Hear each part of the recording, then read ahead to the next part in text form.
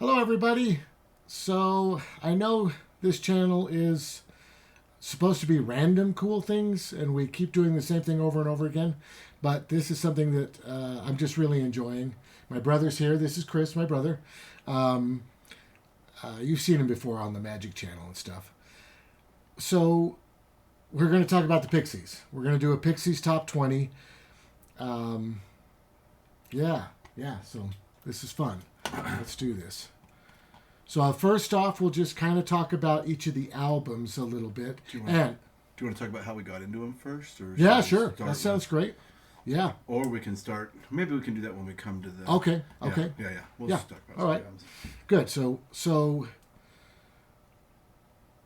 this band, the first thing that officially came out on 4AD was this EP called Come On Pilgrim. It's got 8 tunes, which is plenty for an album, except for the fact that the songs are so short that they didn't really dare to call it an album. It's definitely an EP.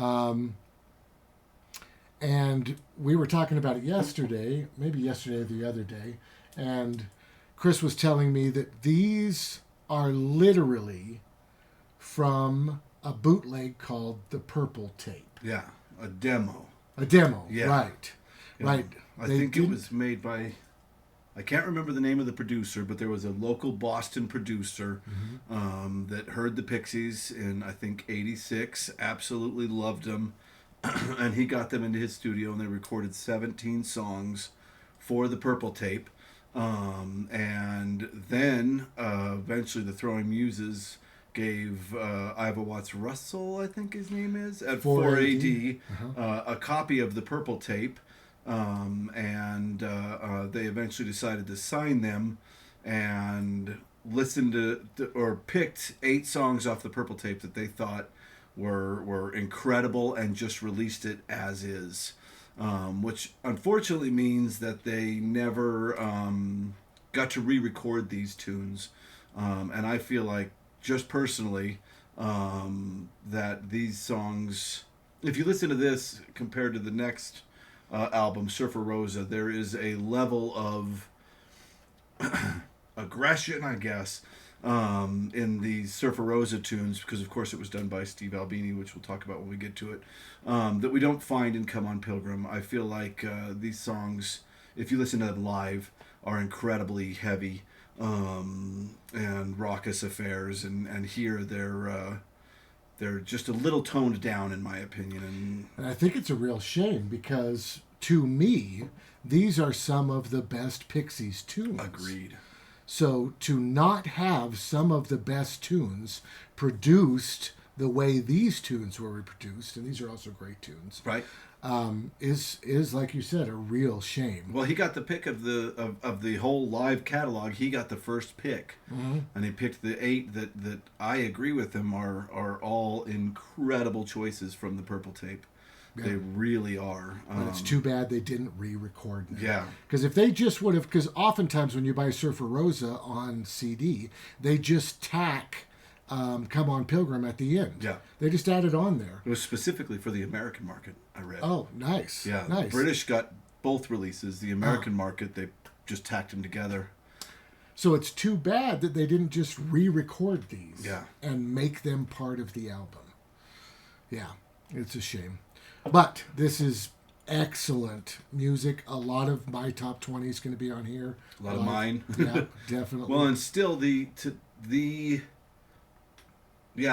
kind of earliest and weirdest and loudest Pixies songs ended up on this one, and yeah, just incredible. All right, sorry. No, yeah. All right, second album, Surfer Rosa, 88. We have the special... Yeah, I forgot. Mobile Fidelity Sound Labs, I believe that stands for. I'm not 100% sure, but yeah, this is a remaster that is absolutely incredible. So if you're able to get this version, this is the one to grab. Yeah. Excellent album. This is the album that I think most people associate with the beginning of the Pixies. I think it had much more success and a much wider release than this Come On Pilgrim did. Yeah. And of course, like we said, they did eventually tack "Come On Pilgrim" onto the end of this for America. So you did get that, but this is the album, this is the time when the Pixies were really just exploding. Yeah. Also produced by Steve Albini, which is he's famous for having done some Nirvana and quite a few incredible bands. And he was in some bands before recording people, and he had an interesting philosophy that was his goal was to get exactly what the artists were getting across in their live shows without really affecting anything. So he does these albums that are the sound is like they're in the room with you. It's really incredible. And you can hear it right away on Surfer Rosa, and we'll play some later. I really wish someone like that would have done the Joy Division. Yeah, It would have made a different. Yeah, Martin Hannett is a controversial figure. Good. Okay. Yeah. So excellent album. This is really brilliant. Again, it has that kind of raw early Pixies that everybody kind of associates with the original sound that made them super famous. Mm-hmm. And it was so well produced and so popular, it got them signed to Elektra, I Oh believe. yeah. I That's think true. Elektra's right. Because I think when we get down to here, Yep. they're starting to produce on Elektra instead of Yeah. And then I believe the guy's name is Gilmore. Oh, you want to go to this one? Yeah. Oh, man. So this is a live show. They filmed this show and they made a soundboard quality recording of the show, which is so rare and so important for bands like this. We're so thankful to have the. Of course, it was the BBC. Yeah. They're the ones that have done it. I mean, they all the way back to Floyd and probably even way further back. Yeah. It's an amazing show. So we hadn't really cared. No, that's not the right word to say. We hadn't really listened to the Pixies in many years, and I grabbed this because it was an DVD, early. right? Yeah, it was an early concert. So I grabbed the DVD, and Jason was down at my place, and we put this on, and it brought the Pixies roaring back to life. It's incredible. It sounds the energy of this band at this moment was so infectious that, I mean, put this DVD in, turn it up, and you'll get as close as you can to what this band did at the beginning of their career. I mean, and there's a documentary on there with David Bowie and Tom York from Radiohead and all these different artists who went to this show or saw them live in this era, talking about how incredible this was to London, this band from Boston that showed up, and just the level of energy is incredible. And this concert, honestly, I put in more than the albums. Yeah. If you're thinking to yourself, I can only buy one Pixies thing, which I don't know why you would, because there's a lot of great stuff. But if you were feeling that way, this is the way to go. Buy this DVD. Agreed. And try to MP3 it somehow so you can listen to it. They also released it as a CD. Oh, good. Yeah. You could just buy the CD. Yeah. Yeah, good. Absolutely. Good. Yeah. Excellent concert. It's amazing. Plus, it's got songs that aren't recorded anywhere else. Yeah, that's true. I mean, they're on the Pill sessions, but... yeah, Pill sessions. But yeah, some of these are the only place you can find them. Mm-hmm. We can skip that until we do our top. Yeah. All right, Monkey Gone to Heaven single. We're not going to do every single. Right. The reason we put this single on here is because this is the first thing I bought by the Pixies. Tell us that story. How did you hear about the Pixies? Oh, boy. Was it gigantic? Yeah, it's probably gigantic. On the radio? Yeah, definitely. In Salt Lake, the new wave scene started with KCGL, and that was only an hour a week on a religious station. Is that true? Yeah, KCGL was a religious station that had a new wave hour. A new wave hour once a week. So I would record that thing, and that must have been 84 or 5, something like that. And then that got so popular that they created KJQ, which was their own radio station, and they just played new wave the whole time. So I would have heard it on KJQ. Were you in high school in '89? Yeah, I was just finishing up high school. Okay. Yeah. So we heard Gigantic a lot. It's not my favorite tune. But Monkey Gone to Heaven, when they started playing that, I was like, okay, wow. So then we were driving to New Mexico. It was Denzel and me and Danny. Yeah. And we stopped at this record store. I don't even know what town we were in, but it was a pretty big record store. And they had the Swans, and they had Pixies. I believe the Pixies that they had was probably Come On Pilgrim. I think I saw this cover, but I didn't pick this up. Luckily, I was able to get it later because... It's rare to find a copy of just that. Yeah, it is. In America, Yeah. It's very rare, but they had it, but I didn't buy that. I think I got Monkey Gone to Heaven, and we picked up the Swans, Burning World, and then I thought there was another band that was... Wire? Was it Wire? I don't know. I don't think so. But anyways, so we bought this single, fell in love with it. It's amazing. And then... Yeah, so I eventually, because my older brother listened to it, I heard his copy. And at the time, I was listening to classic rock, a ton of classic rock, Metallica. And for me, now Jason had been listening to new wave and what we call, I guess, alternative. That's what we called it back then. Alternative music for years at that point, and I really hadn't. Like I said, I was kind of in a metal phase. I think this was 90, 91, probably 90. It was before Doolittle. It was before Bossa Nova came out. Definitely. Yeah, it was before Bossa Nova came out. So I listened to this, and Monkey Gone to Heaven was the first that I heard, and now I'm talking about the song. Oh, good, because we didn't. I don't think it shows up. No. Okay. No, good. it's not on.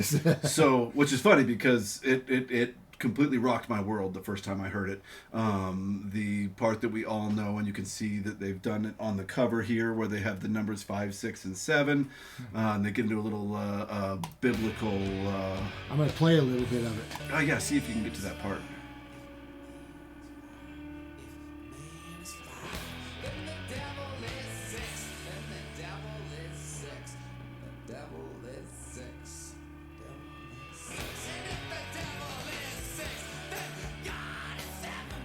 That scream. It was mind blowing. I couldn't believe. God is 7. Yeah. Yeah. I mean, the first time I heard that, because, and I said this to Jason. We've been talking about this for 2 weeks now. Yeah. The Pixies. We've been living and breathing the Pixies. Yeah. Which has been very nostalgic for me. When I heard him screaming like that, it was simultaneously softer than and harder than Metallica. Because Metallica never screamed like that. Black Francis has an incredible voice, and I know that he can't scream like he used to, but he still screams. It didn't destroy his throat, and I don't know how, because others have tried, Right. and it has. Right. It has destroyed their throats, because it doesn't sound like controlled screaming. It sounds like he is tearing his vocal cords apart to scream like this. And this, to me, is an incredibly influential band, because they were the first alternative, or whatever we're going to call it, underground band that I got into that was not what everybody in my middle school or high school was listening to. It was something that I liked because I liked it, and of course I was probably influenced by the fact that you liked it. But yeah, and then moving through the single, which we'll get into later, he got weirder and louder. That's right. Yeah. Good. So now we're on to Doolittle. Which is the first, I think, for both of us, full length, right? Uh-huh. Yeah. Yeah. And I think so. Yeah. Yeah, it's got to be. I wonder if I bought Doolittle that day. I don't know. You did not have Doolittle. Oh, good. When I listened to the Pixies for the first time, all you had was the Monkey Gone to Single. Heaven single. Yeah. Good. Okay. Yeah. In your collection. And this is an amazing album, but there are people who say, and I sort of agree with this when you get around to Wave of Mutilation, there are people who say that for the first incarnation of the Pixies, this is where it starts to fall off. This could be considered a transition album. That's a good way to put it, I think. Yeah. Perhaps. Yeah, the Pixies changed with this record, and you can still hear, but even in the ones that we could say like I Bleed or whatever, it's none of them have, and for me, I associated a lot with Frank Black playing the acoustic guitar, which still happens in here, but in Surfer Rosa and Come on Pilgrim, he has a tendency to play these really fast strumming acoustic guitar parts, and that everything that layering of sound that we hear in Surfer Rosa is dropped for what seems like a little bit more simplicity, even in the heavier songs. I Bleed has some of Joey's heaviest guitar, but it doesn't have the massiveness of many Surfer Rosa tunes. It's a transition. It really is. I don't think... I mean, and some of these songs you could hear... I mean, Hey was performed all the way back to, right around the Surfer Rosa time. Yeah. But even that one is slightly different on Doolittle. It's slicker. Yeah. It's slicker. It's really slicker. Albini created the live sound. I think Gil Martin, forgive me if I'm wrong. I think Gil Martin produced these. He was for Elektra, and he did, I think, all the rest of the Pixies albums. Came at it from a different angle than Steve Albini did, and it just kind of... I think the band was changing as well. I think you're absolutely right. Yeah. I think you're right. I think you're right. Yeah. The one person that never changed was David Levering. He always drums as hard. Yeah, that's right. This is an excellent album. I love this album. It's the album that got us into it. It is literally the first album we heard by him, and it was the most groundbreaking, strange music I'd ever heard. I mean, it has classic rock things in it, but overall, I mean, for me, it was kind of the baptism by fire. It was so weird and so incredible, and I played my CD through. I'm sure. I've listened to this album probably more than any other Pixies record. It's a great record. Yeah. If you look at, and we'll get into this, when we look back at things in context now, I can see some things with it that I don't love as much as I do other records. But at the time, if anybody's like, what's your favorite record? Doolittle. Every time. Yeah, it's truly amazing. Now, as you guys know, for me, this is about where I stop. And that's kind of true here as well, although... What does that mean, the year? Yeah. The year. 89 is about where you stop on most bands? That's right. Oh, okay. Yeah, that's... I just don't know anything about any of this. But Chris... I don't stop. No, Chris latched onto this and just went through and through. And I didn't realize until he was pointing it out, he had played a lot of this stuff for me, and while we were just hanging out together. I made him mixtapes. I knew a lot more about this later stuff than I thought I did, and I like a lot more of this later stuff than I thought I did. So I'm going to back off a little bit, and I think we only put this on here because we wanted to talk about one of the tunes. Yeah. So we'll just jump to here. Bossa Nova was the first Pixies album that came out after I had gotten into them. And a lot of people at the time in, Podunk, New Mexico, kind of, and Utah, I guess, kind of considered this the end for the Pixies. Oh, I think all over the world. I think so. I think it was a dramatic shift. All over the world. It was an incredibly dramatic shift for the Pixies. I was 13 years old. Is that true? 13 or Yeah, 14. yeah. Oh, I was 14. I don't know about the month. I was 14 years old when this came out. I was young enough and in love with this band enough that I had no problem with this record. I loved it. I loved Valoria. I got that single. I know we weren't going to talk about that, but I got the single when it came out. When you first play it in relation to Surfer Rosa and Come on Pilgrim, I get it. I think it is important to state that about around the time we started listening to Doolittle, you had a friend that had Surfer Rosa and Come on Pilgrim, the American, Carl, the American release, and I picked that. I got a recording of that. He recorded a tape of that for me, so I was very familiar by the time Bossa Nova came out with everything that came before it. I had listened to Come on Pilgrim and Surfer Rosa over and over. Yeah, and over it wasn't again. that you didn't know the early Exactly. Right. Because like a month after I got Doolittle, I got that tape from Carl and listened to that just as much as everything else. I will say, and this is going to be a complete turnaround, at 14 or 13 or however old I was when I first got that, Surfer Rosa was very enjoyable, but it was harder for me to get into than Doolittle. It took me longer to get into Surfer Rosa and Come on Pilgrim than it took me to get into Doolittle and Bossa Nova, because it seemed so weird. And again, I had heard all your new wave and stuff growing up, but I had come from a background of loving classic rock and the Who and Pink Floyd and so on. So that stuff was so strange that I did fall in love with it. I did, but it took me just a tiny bit longer than these more. I feel like Doolittle and Bossa Nova are more accessible. Yeah.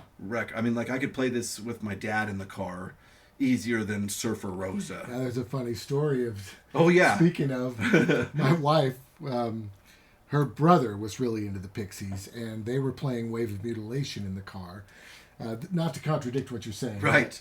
Jim was extreme. This is their dad. Yeah. His wife and his brother and his dad. And they were playing Wave of Mutilation, and there's the part where he says, "Drive my car into the ocean," and Jim was like, "What the heck is this?" He rejected the tape. He didn't like he couldn't handle it car anymore. It's weird that it's a suicide song. It's part suicide, and we're not going to talk much about that song. No, but it was huge. That was not a. I guess we have to talk about it because we're going to talk about movies. Yeah. We like talking about movies. Yes. So Bossa Nova is the first record that wasn't from that massive early batch of writing. I know some Doolittle stuff was written specifically for Doolittle. Bossa Nova was almost all written in the studio where they were recording, which shows very blatantly the change that was occurring. And you have stuff that almost could have gone on Surfer Rosa, like rock music. But then you have stuff like Dig for Fire, which is Jason's, I think, least favorite Pixies song. And I played it for my daughter recently, and she was listening to the words, and the Dig for Fire part came on, and she looked at me and was like, what does that even mean? Which is a very valid question. Right. But how can we explain Frank Black's lyrics ever? But yeah, for me, this album started leaning towards progressive rock, and I don't know if I'm going to get a lot of hate comments. If you would like to, put them below. But yeah, it went in a direction that I had never heard the Pixies go before, and it was this kind of creation of mood in the music that was different from any of the moods that had come before it. Because Surfer Rosa absolutely creates a mood. So does Come on Pilgrim. But they started using their instruments in ways that were, I don't want to say darker, because that stuff is super dark, but calmer, but still very emotional. And we'll talk about it when we talk about our top 20. But yeah, this album, not only is it more, I forgot my word, what I said earlier, accessible, it's also changing to a more kind of progressive. And I agree with you. Having not really heard it, or not refusing to listen. But hearing it again now, because I listen to a lot of it now, like you said, we went into a whole Pixies thing. Yeah, this sounds like more classic rock than new wave. Certainly, it's a big. I'd difference. say punk, more than punk. Oh, more than punk. Yeah. Yeah. Because new wave, I think they don't use that term that way anymore. Because Right. I think people would have called them new wave back in the day. Well, we did in Utah. Yeah. There weren't a bunch of labels. We didn't have the internet. Right. You know? Yeah. I mean, we couldn't. You had that radio station. Right. We had that radio station, and they played new wave music. Yeah. You know? Yeah. Yeah. Okay. Last album before the big breakup. Yeah. And we're not going to go into the albums that were recorded later because we didn't have time. I mean, we did a whole month on these 4 going down nostalgia lane. I should listen to those new records. I should. I haven't yet. But anyway, Trompe Le Monde. I swear I probably lined up the day before to buy this thing. It was very exciting. The singles were incredible. It rocked way harder than Bossa Nova. A lot of people call it a return to form, and I can see where they're coming from. But I don't 100% agree that it's a return to form. I think it is a harder rock version of a rock sound. It still isn't that original Surfer Rosa, Come on Pilgrim sound. It is closer to a hard rock album, I think, than that early punk stuff that they were doing. I really do think so, and I absolutely love it. I would call it a space rock record, which I thought was the weirdest thing to call the Pixies, but I've heard other people on YouTube Mention that. yeah, refer to the Pixies as space rock. So it's great sound quality, great record, or great sound, songs. Some of their longest... No, Bossa Nova takes that. Never mind. Bossa Nova has some of the Pixies' longest songs. This one's pretty short. Yeah. It's got that... It's got 2 4-minuters. Yeah, 2 4-minuters, yeah. But yeah, their last record, I am sad they broke up. I feel like they wouldn't have broken up if I guess that makes obvious sense, if these would have been more successful. Right. People just weren't... I don't know, because grunge was hitting so hard, and they had changed what they were doing a little bit. I think this is pre-grunge. Oh, you think so? Yeah. What is this? Oh, 91. You're Yeah. right. This is pretty early. Yeah, this is pre-grunge, I think. Yeah. And that's a cool thing, because it shows that Frank Black was sort of thinking about rock music. Because for me personally, grunge music is just classic rock being done again. It's just new classic rock. That's how I think of grunge.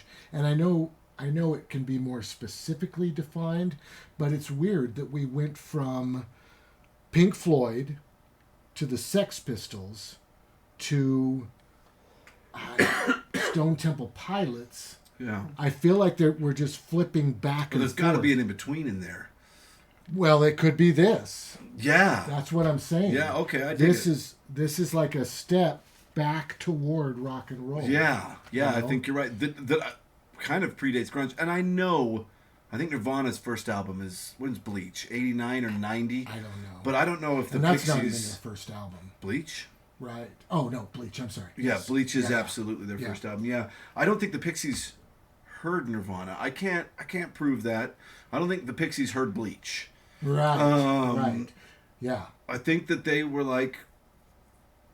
And there's some punk in here, sad punk. Right. Right. But Yeah. there's also some just good old rock and roll, UMass. You know what I mean? Yeah. Yeah, I think that they were and we can talk about it a little bit.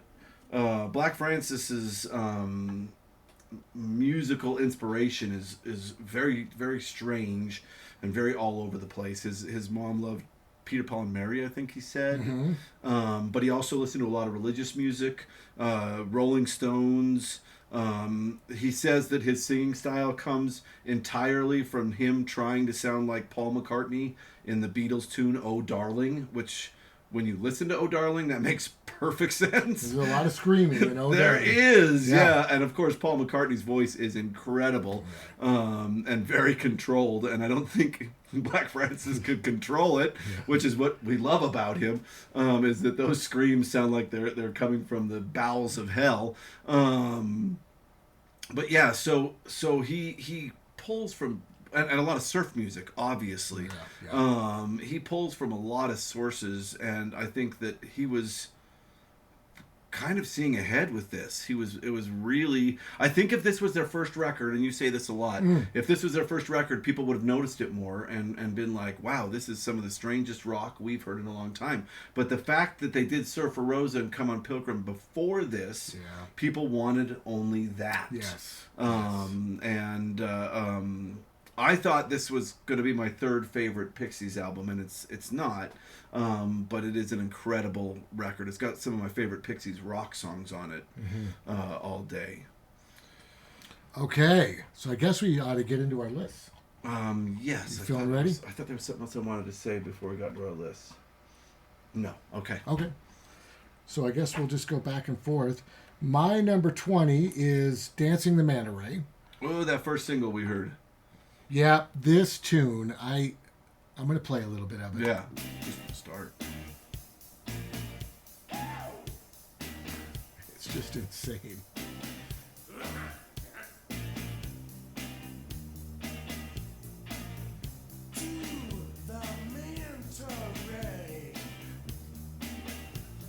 I want to get to the screaming. We all do. Love the screaming. I wonder where that fish don't swim, fish fly scream is. Yeah. It's near the end. Here we go.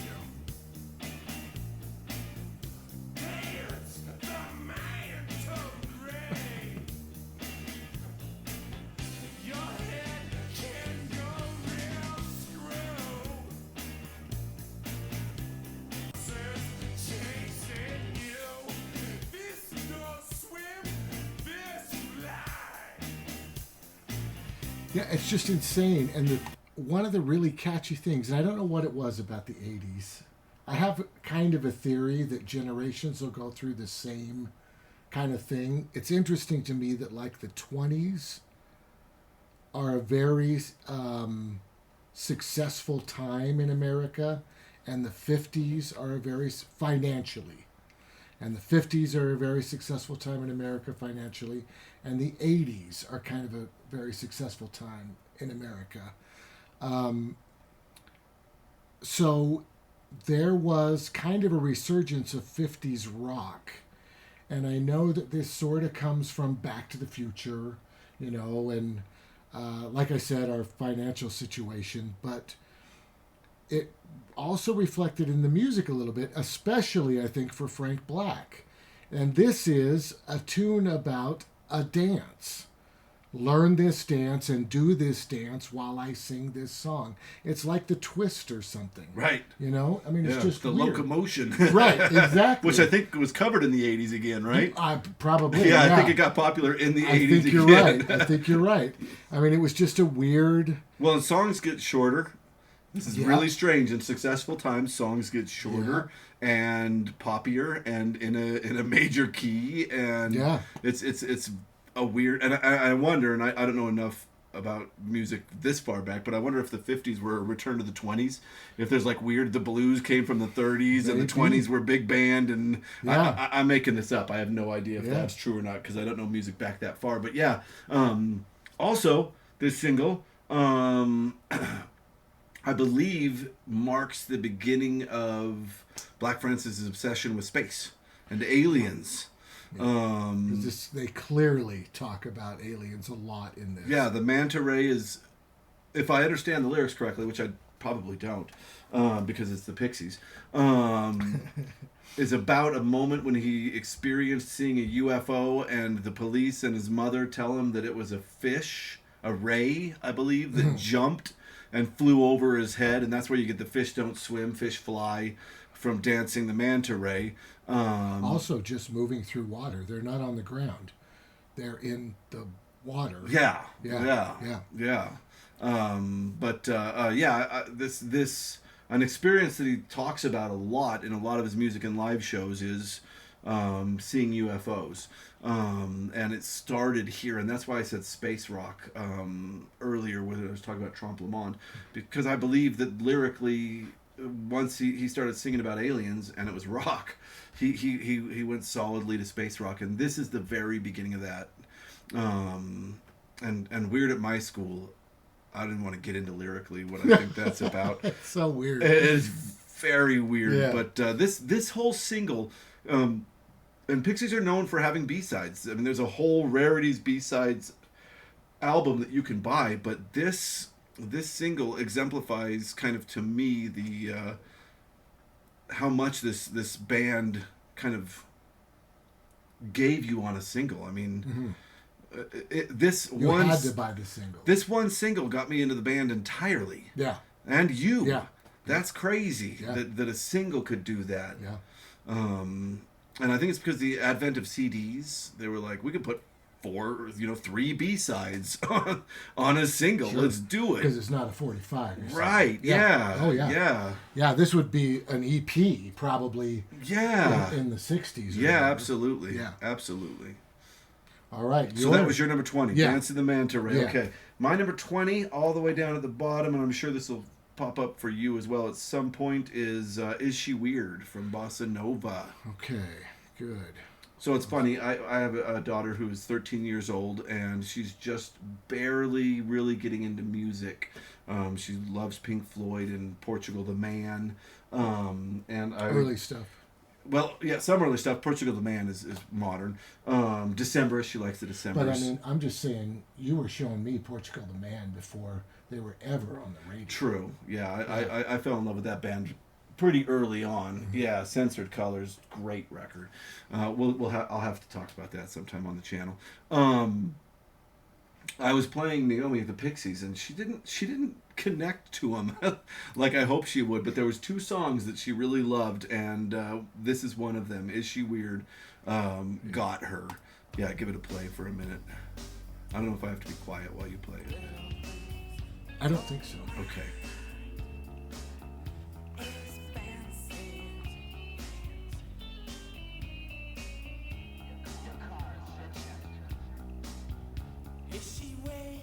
How far back does this song go? I know that it was one of the early ones, right? Is it on the purple tape? I don't know. We don't have it. Oh, we don't have it. Okay. I'm going to pull up the purple while you're listening. It's a very driving tune. It pushes forward and pushes forward, especially through the chorus, of course. It's cool. It's a very good. Yeah, and I believe that it is an early tune that that had been in their rotation from very near the beginning. So it has kind of a classic Pixies fill. It is a really high point on this record. I do believe that the line he says, I heard on a YouTube video somewhere that nobody knows what they say about the car. If you listen to live shows, you can tell that they're obviously saying your car is bitchin'. It's kind of dumb. It's an 80s thing. I mean, it is truly an 80s. Oh, I don't mean the line's dumb. Oh. It's kind of dumb that people didn't understand. And I want to talk about this just for a second, because we're going to do the same thing. I want to make this very clear. Right now, there are people who are jumping back to the Pixies and listening to the Pixies and getting an entirely different idea about the Pixies than the idea that was had about the Pixies originally. And there's nothing wrong with that. It is a little bit strange. We looked up a top 20 because we were like, I wonder what people now are thinking of the Pixies. We looked it up, and their top 20 was way different than anything we would almost completely ignored the first two records, Come on Pilgrim and True. Surfer Rosa. True. Which shocked me. Yeah, and I know it's because, number one, the later music's really good, even though I ignored it because it wasn't early Pixies. And also because they weren't there at the time, they don't understand how different it was than what was being played. They don't understand the effect it had on the industry. Yeah. They're only listening for what they like. And we're going to do that. If we ever do a David Bowie top 20, I'm not sure that we would, but if we ever Pink Floyd. Pink Floyd. Yeah. Right. There might be Pink Floyd fans who were alive at the time who would say, what the heck is wrong with you? Yeah, how are you leaving these songs off? Yeah. This changed the world. Yeah, Well, we weren't in the world. We don't know. I think it is interesting. I said I was playing this for my daughter. I think it is interesting to look at each generation's connection to these bands, because we're Gen Xers both, and this band was huge in our lives in the late '80s, early '90s, and I think, like you said, a lot of the people that we saw on YouTube weren't Generation X. They were probably millennial or maybe even Gen Z. Yeah. That have a completely different ideology about what they want in their music, and the internet exists. They can get everything. They can read about everything. We had nothing like that in '89. Yeah, we had to walk to school. No shoes. Uphill. No, but it's very different and cool. And we're going to do the same thing with older bands. Oh, yeah. You know? So I'm glad that the Pixies are still getting talked about. But I was kind of shocked when I saw their list. Me too. I was like, what? Okay. I thought I was being really cutting edge by how far I put some of the stuff from the later albums up on my list. Right. And now all they listen to is the later albums, apparently. Yeah. Okay. So my 19 is Vamos. I don't know if I can lean forward. Yeah, I don't. I'm fine. I think so. All right. This was recorded twice. This was recorded twice. This is the one tune off the Purple tape that actually got the excellent treatment of this production. I still chose the Come On Pilgrim version. I think it's crazy. And the only reason I chose it is because it's shorter. It is strange to say that this song was the Pixies' epic. This is right. It's 4 minutes long on Surfer Road. Yeah, 4.5. Yeah, that is like 2 hours for any other band. It's insane how long that track was. I mean, most of their tracks are 2 minutes long, and yeah, it's shorter on Come On Pilgrim. Why did you choose the Come On Pilgrim one over the? Because it's shorter, straight up. Because it is designed. Let me get into it here.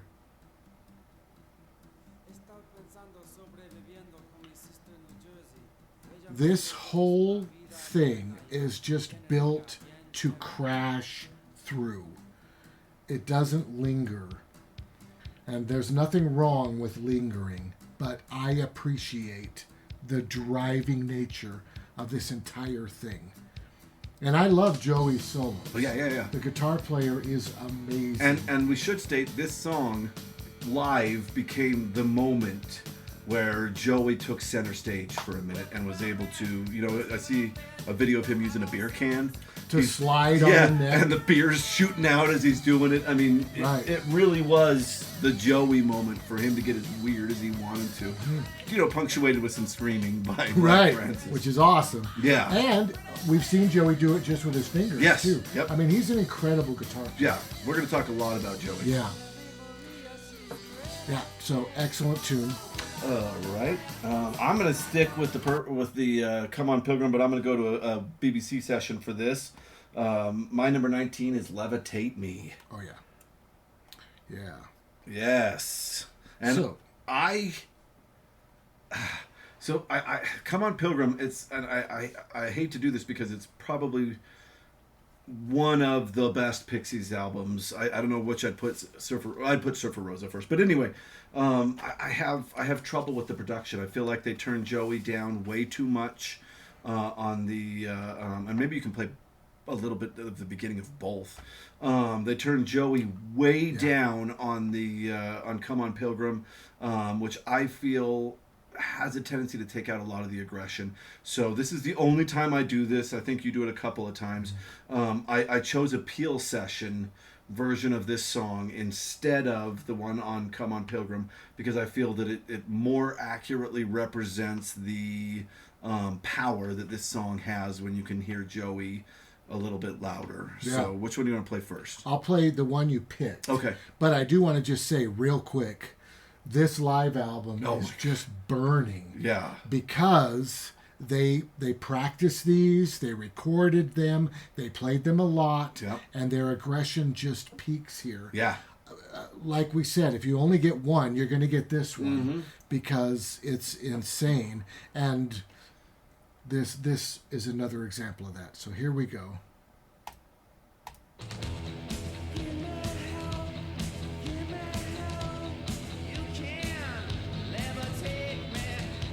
Right from the start. So you can hear Joey with that. Yeah. And then you can also hear that sixth string, which Frank is playing. With the acoustic of this one? Yeah. Yeah. You can hear some of that acoustic. Yeah. I'm telling you, that early stuff, Frank is incredible at the acoustic guitar, man. But if I jump back to this one, now I'm going to hit play here. Okay. And that rumble's still back there. I feel like it's further back. Yeah.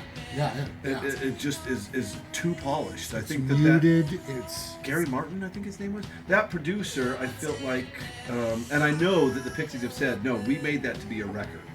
The Purple Tape was going to be a record. They didn't call it a demo. They were, but I think that Gary, I don't remember his name. Anyway, I think that producer was used. I mean, nobody was used to the damn Pixies. right. Albini was perfect for him because he's like, I don't know, I'll just do what you do live, and that was the greatest idea to do for the Pixies. This other producer, I felt like tried to produce them as just a rock band, and you can't do that. It's too clean. It's too clean. Well, and you kind of lose the sixth string altogether, to be honest. Yeah, You know? yeah. I mean, you just got Joey all muffled back there. Yeah. Yeah. So that's why I chose Love It. Anyway, the song itself, great song. The chorus is super catchy. I don't know what it means. You're going to hear that a lot. The Pixies. The Pixies are strange. And it's funny, we watched a couple of documentaries with Black Francis, and he seems to speak in riddles in interviews just as much as he does in his music. Yeah. It's sometimes difficult to figure out exactly what he means by a statement. Yeah, he speaks cryptically quite a bit. All right, so now we're on to 18. So this is Down to the Well. I chose a BBC version of this. How come? I guess we'll hear. Same reason. Oh, do you think it's heavier? It's more aggressive. Yeah, absolutely. Because what album is this on? Bossa Nova. Yeah, this is on Bossa Nova. So I preferred this version personally. Oh, and we get to talk about Kim. So Kim Deal's the bass player of the band. Yep. She is And vocalist. And vocalist sometimes. Yeah, absolutely. Gigantic, their first single. Yep. She Also, sings it. all the time back there. Yeah. I mean, almost every tune she's doing something on. Yeah. Yeah. And she's a great bass player, especially over time. Oh, yeah. I mean, the stuff they do gets more and more complex. Yep. But she's the most personable of the band members. If you watch them live, she's going to be the one you're watching. She's the one that's talking to the audience. I think Frank got better about it later. But, Yeah. but it's Kim. All in the beginning, it's Kim. Yeah, and I think we should stop for a second. Down to the Well is a great song, and we're going to have to talk about that for a second. But I think we should say, you said earlier you don't like Gigantic. I think that's what I wanted to talk about before we got into our top 20s. I'm sorry. I'm going to take a slight pause here and talk about Gigantic. Number one, Gigantic is killer for me, especially at the end. Doesn't matter. it is weird that it's the first popular song by the Pixies. Kim is kind of one of the major reasons. I don't think she's the only reason. She's one of the major reasons this band got popular. And of course, there's a ton of tension between her and Black Francis as time goes on. Yeah, because the Pixies is his band, but she's the popular one. At first, yeah. Which is really weird. Yeah, yeah. You know? Yeah, she really... People latched on to her. I feel like it's slightly similar to the Talking Heads. Didn't they have a female bassist? They did. That everybody really loved. I don't know if it was the same. But it's hard because, like, Pod for the Breeders... Great record. ...was huge. So good. And the Tom Tom Club, for her, wasn't... Oh, I see. You know? It is interesting you bring up that. So Down to the Well was on Bossa Nova, which came out right after Pod. Mm-hmm. She recorded Pod, and then Bossa Nova came out, and many felt that Pod kind of captured the original Pixies essence more than Bossa Nova did. Mm-hmm. Kim is an incredible human being. We got to meet her. We went and saw her in 2002, I believe. It was before Laramie. Title TK. Title TK. We met her outside right as she was done signing autographs, and she asked us to walk her to her dressing room, and we took her around the building. She had to walk outside. Around the building. Everything that I've ever seen Kim in, she is just an incredibly kind human being, and really not with a huge ego. And I think Black Francis is opposite of that. And I think that... Can at least be perceived that way. I don't know him personally. I've never met Black Francis. I did, and I'll get into that. I should have done that with Issue Weird. I saw the Pixies on the Bossa Nova tour. It was the first concert I ever went to in my life. It was incredible. It's rough because every concert after that has seemed like it had a lot less energy. It was... Other bands. Yeah. Like the Violent Femmes loved my concerts. The Throwing Muses, I loved the Throwing Muses concerts I saw. Tons, Radiohead, all of them. Nobody has the energy that my first concert the Pixies had. I mean, it was just incredible. But I think that Kim is so down to earth and so okay with who she is that everybody just naturally loved Kim. Mm-hmm. And I think for Black Francis, who wanted to be the rock star center of attention, it pissed him off that everybody was so kind of easily over there. And I think if you watch the documentary Loud, Quiet, Loud, he even talks about that.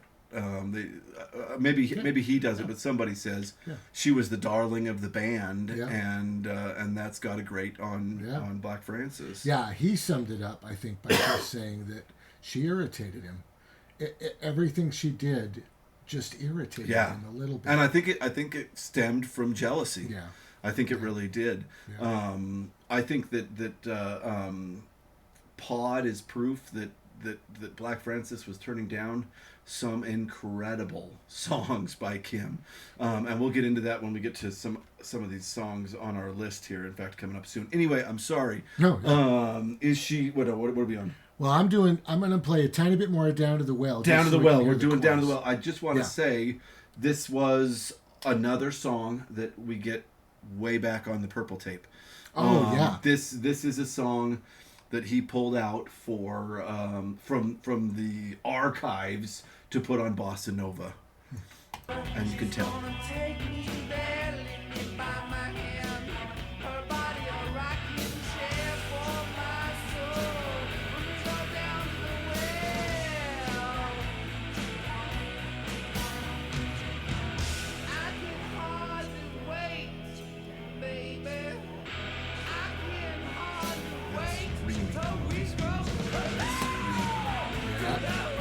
That is classic.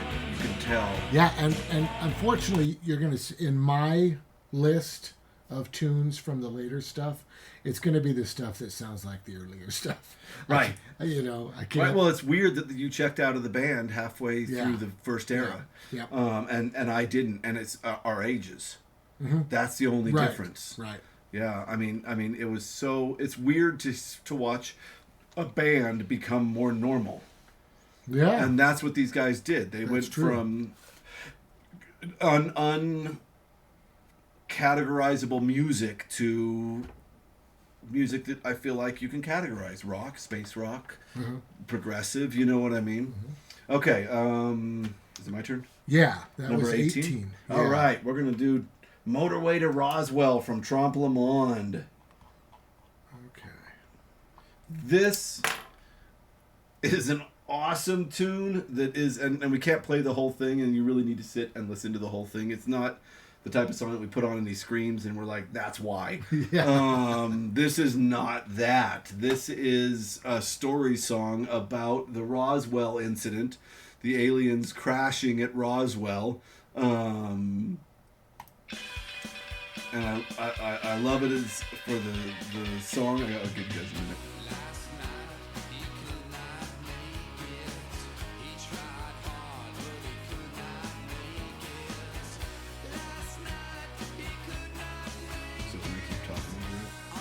Yeah. And he's singing. I mean, he's like straight up singing. Yeah, he's not screaming. And I don't think he does in this song. He started last night. Yeah, I don't think he screams in this song. Which for Jason is very sad. But this is space rock. This is space rock. It's got a great story. I love it. Also, I might be biased. I'm from New Mexico, where the town of Roswell is. I'm not from Roswell, but Roswell's in New Mexico, and we love the Roswell incident. It's a huge tourist attraction, and it was great to hear a song about the state that I lived in. We're going to talk about that a lot. For some odd reason, he's obsessed with the Southwest in later tunes, and we grew up all over the Southwest area, so... Yeah, so Motorway to Roswell, incredible tune about the Roswell incident off Trompe Le Monde. That's my 8th. All right. So, number 17 for me is Hey. So, this tune is truly epic. Another one that was written earlier than the album that it's on. And it's so weird. And of course, he's doing the Rolling Stones, which isn't a surprise. I mean, what song was that? Do you remember? Oh shoot! Shoot! I don't remember what it's called. But he literally is doing with Hey. Yeah. I'm so glad to meet you is the Rolling Stones one, right? Right. He says we got a couple of Puerto Rican chicks that are just dying to meet you. Yes. Yeah. It's a good tune. It's the Stones. It's earlier. Yeah. But he's channeling that because that's what he does. He likes that earlier rock. Go to the epic ending. Oh yeah, man. And I know we like to talk about the movies that these are in. I mean, Kim is incredible in this, and Joey with that screaming guitar. And a great solo in the middle. And a great solo.